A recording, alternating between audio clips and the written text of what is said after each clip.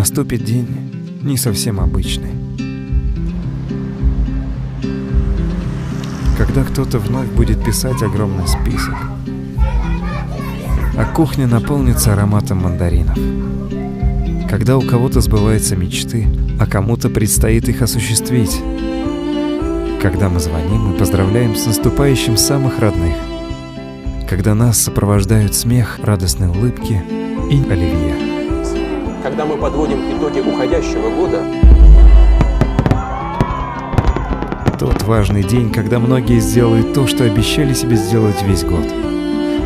День, когда мы радуем близких, и когда они радуют нас.